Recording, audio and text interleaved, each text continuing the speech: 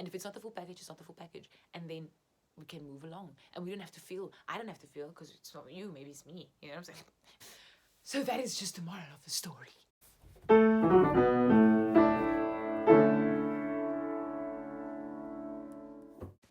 Just a few disclaimers. The opinions shared in this video and all the others I make, actually, are my personal views at this stage of my life. If you don't agree, that's totally up to you. You don't have to watch it. These opinions are based on and expressions of my own experiences. Also, the moments in this video where I seem to be convincing myself more than trying to convince you, well, that certainly is the case. Okay, let's go. Okay, so what is the best friend syndrome? Okay, welcome to Life at the Moment. For me, this is what the best friend syndrome is, right? It's where you feel as though you need to be... Okay, actually, I'm going to tell my story about why I have come to term this the best friend syndrome. So the point of this is that I have tried so much to try and be like guys' best friends. And I found myself like, okay, why am I so caught up in this? Okay, so I have had an amount of best friends in my life, right? The guy best friends that have become, or that I have coined as my best friends, right? Maar die punt is that I didn't view them only as a best friend, you know. Either I view them as like, oh my word, this person could be someone, or other people put that on it, or like I wanted to make it that, you know. And I'm like, why did I have this desire to want to like have this whole best friend situation going? Then I'm thinking, okay, so I do have the experience of having lost a best friend to death in 2016. So that obviously had an effect as to some sort of view I had of guy best friends, right? Or whatever you want to call that, but of guy best friends. And I know that obviously has been what it has been, right? And we were really friends. We were just friends. And then in the same vein, I'm like, okay, so this whole best friend situation, I found myself like fitting in people's boxes and like fitting into boxes that aren't even mine, but like trying to squeeze myself into it, you know, just so that I can have the best friend. And I'm like, why and what? And I'm like, no. Okay, so actually the whole point of this is that there's a list of lessons that I've gained from this whole best friend syndrome situation. Number one, okay, it's possible to have good guy friends. Like as a girl, as a woman, it is possible to have, because that's the perspective I'm coming from, it is possible to have good friends with the opposite sex, to be good friends with them, right? And really for it just to be platonic. I have a few of them. I want to say I have tons of them. I have a few of those friends where it's like, okay, I really just see this person as a friend. I really don't see it in any other light. Like, I really just see this person as a friend.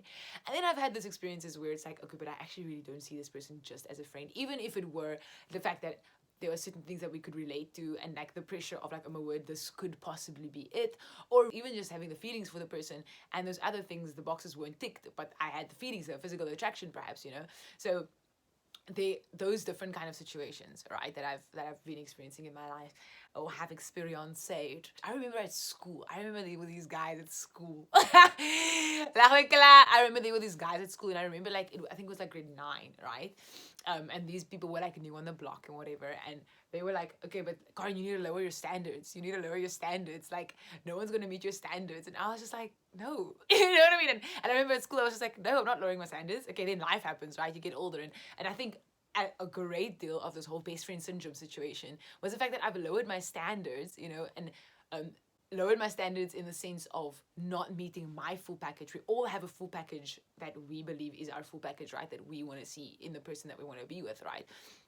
But I've totally used this whole best friend title. Oh my word, no, that guy's like totally like my best friend. Oh my word, no, we're like brothers. Oh my word, no, we're like together as like a brothers.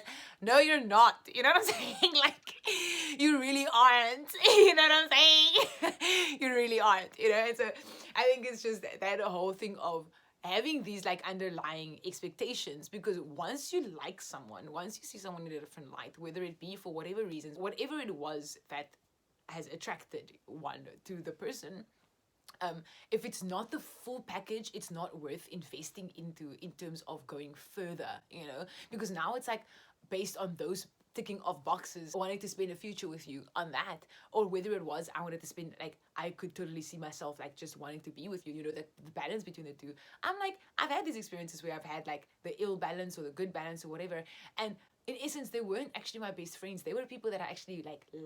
They were people that I actually were like, okay, I could really see something here, you know? So the whole point of this is just that the best friend syndrome is really something that number one, you can be healed from. Okay. But then number two is also something where I'm like, it's just an unnecessary welcoming of drama. Because now there's like expectations, and because you're best friends, I'm not supposed to be having these expectations of you. You know, like I'm not supposed to be having, so that's why I'm saying we're best friends, because I'm not supposed to be having these expectations of you, but I actually really do have these expectations of you. And now it's like, okay, but I can't really expect this of you, so I need to like lessen of myself. I need to like, in order to not have the expectations, I need to like fit into the box of what you want me to be. And it's just like, oh, all of the dramatizations. So the moral of the story and the point of this is just, don't get the best friend syndrome. No, the moral of the story is just don't get the best friend syndrome, okay? And it's not necessary to get into that. It's like my youth pastor, my mentor person always tells me, like, have a conversation and then accept what is being said in the conversation and move on, you know? And I think it's just that whole moving on, so vital. Like, we hurt ourselves when we try to be in relationships with people under false titles or under false pretenses. Like, when that's not actually my expectation of you, then it's just going to be a mess, you know? It's just absolutely going to be a mess. So the point is just that that's the moral of the story today. And wow, what an entire time of just vulnerability in this space. But still, and it also just spares hurt. When I remember, like, when I was younger, I would totally just want to like be friends. And it's like, you know, that uncomfortable feeling of hurt? That's hurt. Okay, that is pain, that is hurt. Let's spare ourselves the pain and the hurt of being in these situations, and let's just go forward and move forward and flourish and be fabulous, eh?